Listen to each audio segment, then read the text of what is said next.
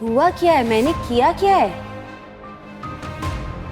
मेरे पीठ पीछे मेरे घर वालों को तुम बदगुमान करती रही ताकि सब मुझे छोड़कर चले जाए। स्टॉप इट, यहीं रुक जा।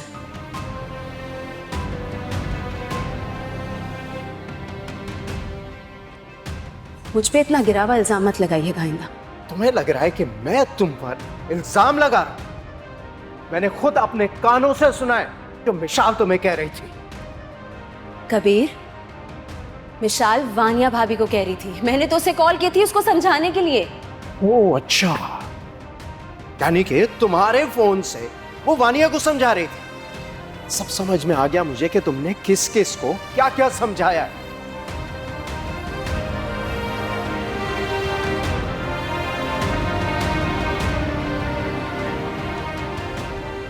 माशाल्लाह हरा भरा घर है हमारा, इतने लोग, इतनी रौनक, इतने रिश्ते। मैं ऐसा क्यों चाहूंगी? आप क्यों कह रहे हैं ऐसा? लेकिन अब ये रौनकें कम हो रही हैं और तुम चाहती हो कि ये रौनकें बिल्कुल खत्म हो जाएं। नहीं नहीं भैया, मैं क्यों चाहूंगी ऐसा? और आप मुझसे ऐसी बातें क्यों कर रहे हैं? मुझसे कोई गलती हो गई है क्या? गलती नहीं, गुनाह कर रही हो तुम, गुनाह। सबके दिलों में बदगुमानियां पैदा करके एक दूसरे के खिलाफ कर रही हो तुम। भैया ये क्या कह रहे हैं आप? इतना बड़ा इल्जाम क्यों लगा रहे हैं आप मुझ पर? वानिया भाभी ने मिशाल को पता नहीं मेरे बारे में ऐसा क्या कहा है कि वो मुझसे बदगुमान हो गई है। और तो और अलमीर को भी पता नहीं क्या कुछ कहा है उन्होंने, उसका रवैया भी मुझसे बदल गया। और तुम अब मुझे बता रही हो? मैं शायद आपको अब भी ना बताती कभी, अगर मुझे आगे आने वाली जिंदगी मुश्किल होती हुई नजर ना आती। मगर तुमसे वो दोनों क्यों बदगुमान हो गई? उन्हें शायद लगता है कि मैं आपको रोकती हूँ, अपने बहन भाइयों की केयर करने से, उनके लिए कुछ करने से, उनके आपके करीब आने से।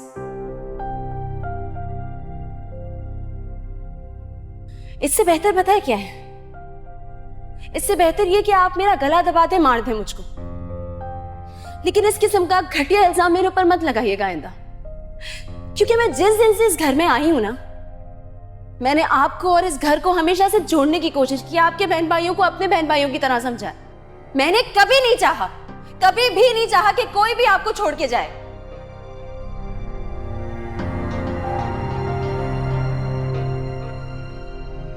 वानिया भाभी शुएब से राब्ते में है, घर की हर बात बताती हैं शुएब को, बल्कि भड़काती भी हैं। इस घर को आग लग गई घर के चिराग से।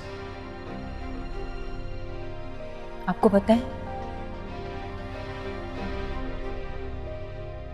वो शुएब को महविश के जाने वाली बात इतनी खुशी खुशी बता रही थी, वो भी हंस के। उन्होंने तो ऐसा जुमला कहा है जिसने मुझे शक में डाल दिया कि कहीं भैया और महविश के बीच में जो गलतफहमी हुई है वो वानिया भाभी की वजह से ना हो।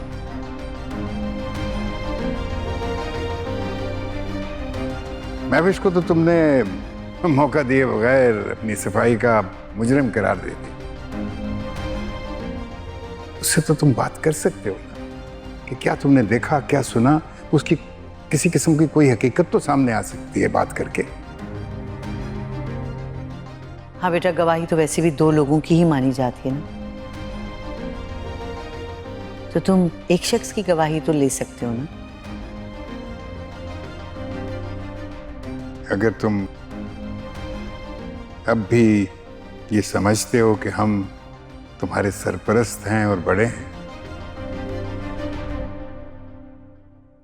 तो हमारी बात पर ध्यान दो।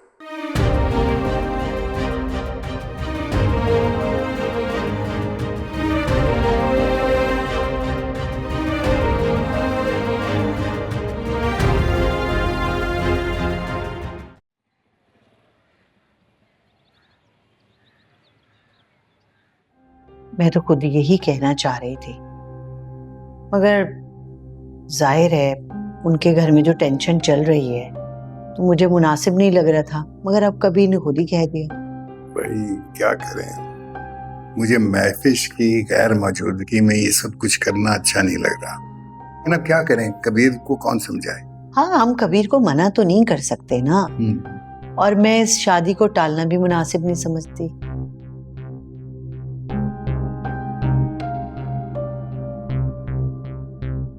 मेरा ख्याल है कि हम इतना जरूर कर सकते हैं, कबीर को एक बार फिर समझाने की कोशिश करें, क्योंकि जोया जो है जाहिर है अपनी भाभी के बगैर खुश नहीं है। महविश उसकी बड़ी भावज है।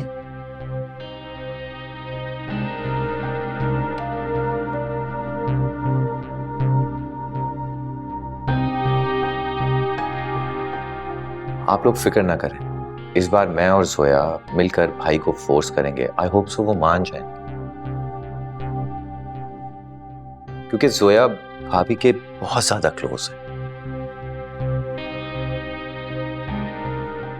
जोया यही बात भाई से कहेंगी, इतनी बड़ी खुशी भाभी के बगैर कैसे कर सकते हैं। हाँ, ये तजवीज ठीक है। जोया कबीर को इमोशनली हैंडल कर सकती है। हाँ, लेकिन महविश मुझे बहुत अजीज है।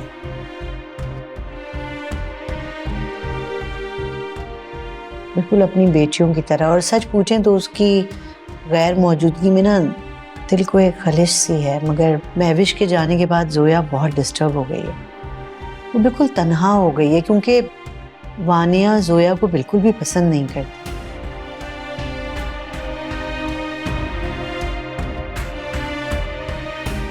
सर पूछे तो मुझे तो हर वक्त वानिया की तरफ से एक डर ही लगा रहता है। तुम ठीक कह रही हो, वानिया नफरत और इंतकाम में कुछ भी कर सकती है। अभी तो फरी है,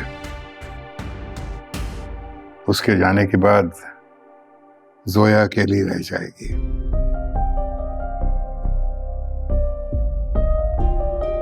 और मैं जोया को वानिया के रहमो करम पर छोड़ना नहीं चाहता। डैड, इसी बात का तो खौफ मुझे भी था। समझ नहीं आ रहा था कि ये बात मैं आप लोगों से किस तरह करूं। वानिया भाभी का गुस्सा और नफरत इस हद तक जा सकती है, आप लोग तो अच्छी तरह जानते ही हैं। बस तो फिर ये तय है कि हम कल मिठाई के साथ वहां तारीख तय करने जाएंगे। हाँ, ये ठीक है।